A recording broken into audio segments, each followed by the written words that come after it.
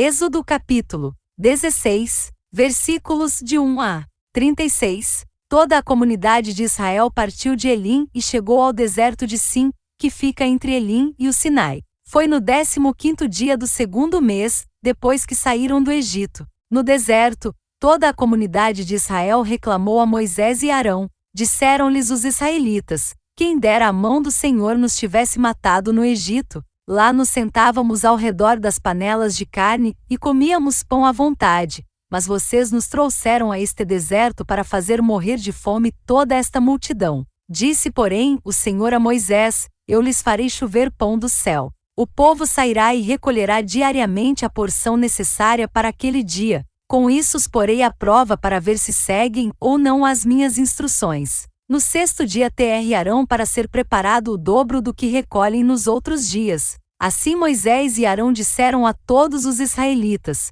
ao entardecer, vocês saberão que foi o Senhor quem os tirou do Egito. E amanhã cedo verão a glória do Senhor, porque o Senhor ouviu a queixa de vocês contra ele. Quem somos nós para que vocês reclamem a nós? Disse ainda Moisés: o Senhor lhes dará carne para comer ao entardecer, e pão à vontade pela manhã, porque ele ouviu as suas queixas contra ele. Quem somos nós? Vocês não estão reclamando de nós, mas do Senhor. Disse Moisés a Arão: diga a toda a comunidade de Israel que se apresente ao Senhor, pois ele ouviu as suas queixas. Enquanto Arão falava a toda a comunidade, todos olharam em direção ao deserto, e a glória do Senhor apareceu na nuvem. E o Senhor disse a Moisés: ouvi as queixas dos israelitas. Responda-lhes que ao pôr do sol vocês comerão carne, e ao amanhecer se fartarão de pão. Assim saberão que eu sou o Senhor seu Deus. No final da tarde, apareceram codornizes que cobriram o lugar onde estavam acampados.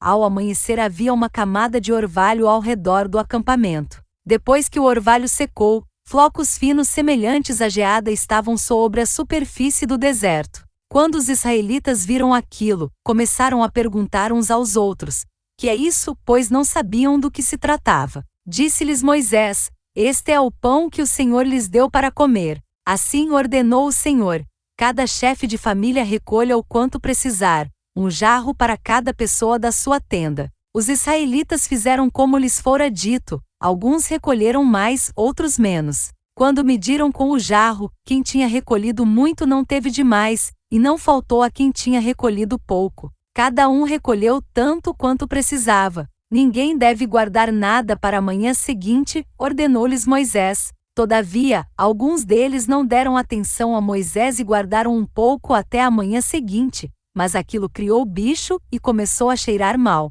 Por isso Moisés irou-se contra eles. Cada manhã todos recolhiam o quanto precisavam, pois quando o sol esquentava, aquilo se derretia. No 6º dia recolheram o dobro, 2 jarros para cada pessoa, e os líderes da comunidade foram contar isso a Moisés, que lhes explicou: foi isto que o Senhor ordenou, amanhã será dia de descanso, sábado consagrado ao Senhor. Assem e cozinhem o que quiserem, guardem o que sobrar até a manhã seguinte. E eles o guardaram até a manhã seguinte como Moisés tinha ordenado, e não cheirou mal, nem criou bicho. Comam-no hoje, disse Moisés, pois hoje é o sábado do Senhor. Hoje, vocês não o encontrarão no terreno. Durante 6 dias vocês podem recolhê-lo, mas, no 7º dia, o sábado, nada acharão. Apesar disso, alguns deles saíram no 7º dia para recolhê-lo, mas não encontraram nada. Então o Senhor disse a Moisés: até quando vocês se recusarão a obedecer aos meus mandamentos e às minhas instruções?